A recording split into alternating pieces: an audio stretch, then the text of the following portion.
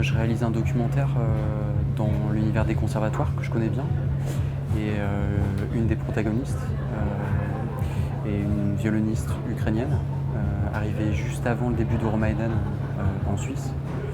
Et à ce moment-là, la façon dont elle me raconte la révolution et la façon dont les images l'ont imprégné jusque dans sa pratique du violon, voilà, à ce moment-là, son histoire me touche beaucoup et surtout me semble pouvoir être entendue de tous. Et voilà, c'est ici que j'ai trouvé en fait le point de jonction entre les différents motifs qui m'intéressaient pour mon premier film, c'est-à-dire de filmer la passion d'une adolescente, mais de mettre face à face cet enjeu individuel avec d'un coup des enjeux collectifs.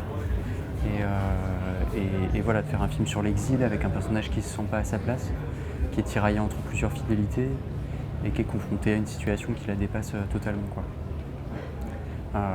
Voilà, avec cette question de comment Olga, elle va pouvoir concilier son désir à elle avec la marche de l'histoire. J'ai commencé le casting vraiment en parallèle de l'écriture.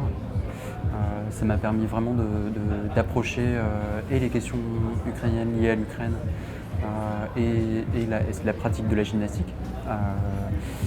Et même si les personnages sont vraiment fictifs, les interprètes ne jouent pas leur propre vie, ce qui m'intéressait, c'était la vérité de ces interprètes. C'est-à-dire elles sont gymnastes, adolescentes, elles sont habituées aux entraînements à très haute fréquence, aux championnats devant 5000 personnes, à la dureté des entraînements aussi. Donc voilà, c'était ça que j'essayais de capter aussi en travaillant avec des non-professionnels. Et voilà, je me suis rendu compte en travaillant avec elles que une énorme part de mon travail pour la direction d'acteurs, c'était d'organiser l'espace dans lequel elles allaient pouvoir me proposer des couleurs plus vives, plus justes, parfois plus ambiguës aussi que ce que j'avais imaginé, quoi. Avec Lucie Bodino, on s'est interrogé sur comment approcher le point de vue d'Olga, en fait. Son point de vue de gymnaste. Olga étant passionnée, il fallait qu'on arrive à capter, pas seulement la suivre, mais à être à l'endroit de sa recherche d'équilibre, de légèreté, dans son vertige aussi. Et du coup, de filmer les chutes telles qu'elle pouvait les ressentir, en fait.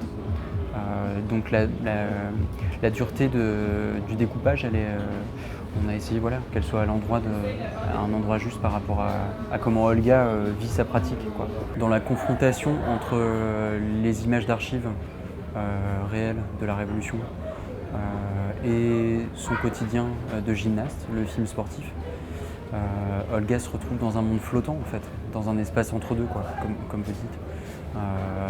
Et c'est effectivement comme ça que s'articule toute la mise en scène du film. C'est des images que j'ai découvertes au fond, comme tout le monde peut le faire, sur YouTube, qui a un puits sans fond d'images. Et moi j'ai tout de suite été happé en fait par l'intensité et la présence des corps dans ces images.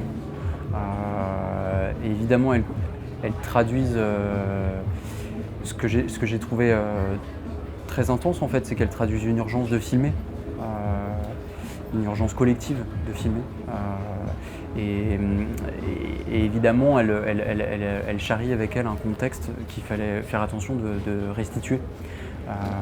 Et en même temps, c'est peut-être les images les plus fantasmatiques du film, qui sont, j'ai l'impression, vraiment propres à convoquer l'imaginaire du spectateur au-delà du contexte ukrainien, en fait.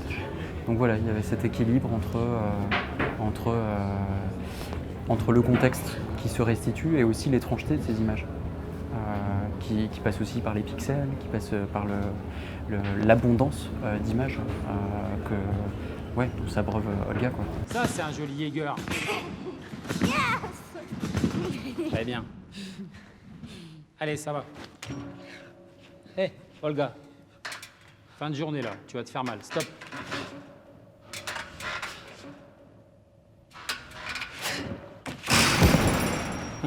Voilà. Qu'est-ce que je t'ai dit? T'es trop fatigué. Stop, c'est terminé. Stretching et puis dodo. Hein.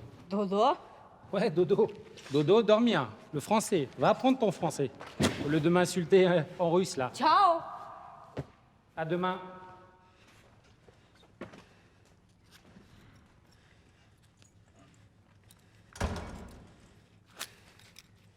L'engagement, c'est évidemment ce qui articule toutes les questions du film en fait. Il y a Olga qui est engagée profondément dans sa discipline et ses proches qui d'un coup sont plongés dans une situation politique où l'engagement est nécessaire en fait, leur est nécessaire, vital.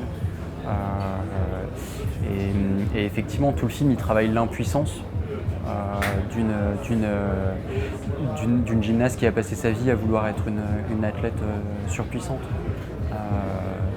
Et en même temps, c'est pas une errance. Son seul outil d'expression face à cet empêchement, ça reste la gymnastique en fait.